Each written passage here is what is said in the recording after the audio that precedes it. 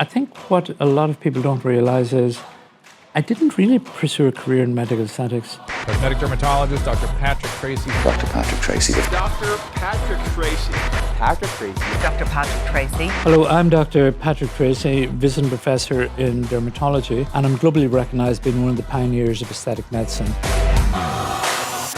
Dr. Patrick Treacy is recognised as one of the most influential aesthetic practitioners in the world. Over the last 20 years or so, I've won awards for the introduction of hyaluronidase into the field of aesthetic medicine. I've also worked quite a lot with Botox and migraine and sweating in the early stages, and would have done a lot of research on the use of Botox and depression. I've also lectured initially on PRP, but introduced it to male pattern baldness, and won awards for that back in 2007, 2010. And of course, when HIV plagued the land and the early drugs caused lipoatrophy, we were the first clinic in the world that I'm aware of that reversed, I suppose, the visual facial deformities in these patients. Being named for the third time amongst the My Face, My Body Ultimate Global Aesthetic Leaders in Las Vegas 2019, Los Angeles 2018, and London in 2017. Dr. Patrick is among a few doctors in the world to have won the coveted AMEC trophy 3 times for varied research relating to the use of stem cells and platelets in treating cancer, cachexia, and reversing skin necrosis. Over the years, I've been interested in journaling within aesthetic medicine because I would have advocated or been a pioneer in some of the breakthroughs scientifically that we've had. And originally, even with the HIV lipoatrophy people, a lot of these people were suicidal. They suffered from social isolation because they looked so gaunt and the fat had totally come out of their faces. And it was wonderful to be able to change these people's lives.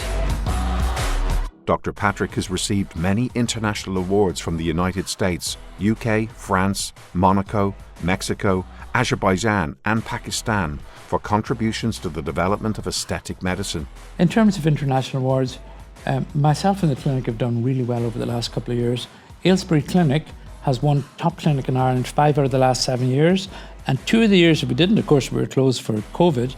I've also won top aesthetic doctor in Britain and Ireland 3 out of the last 5 years, and I've won awards for the introduction of hyaluronidase to aesthetic medicine.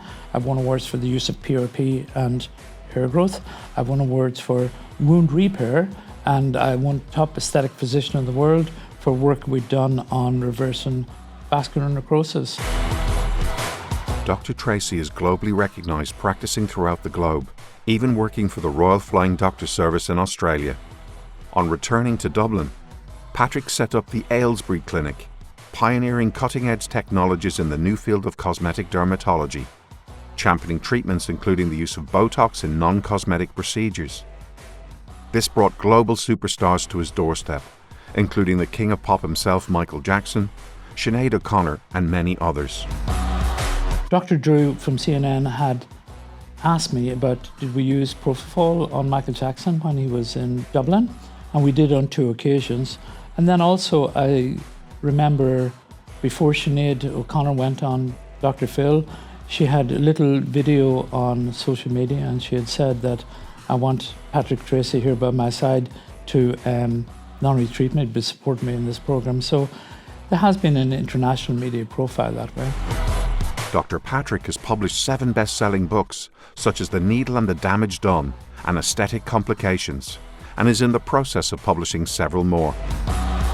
I think anybody wanting to enter the field of medical aesthetics now, they have to do proper training courses and have a mentor. These weekend courses you can do in some British cities and come back and start a business, I don't think that's either appropriate for the patient or for the people who's doing the procedure.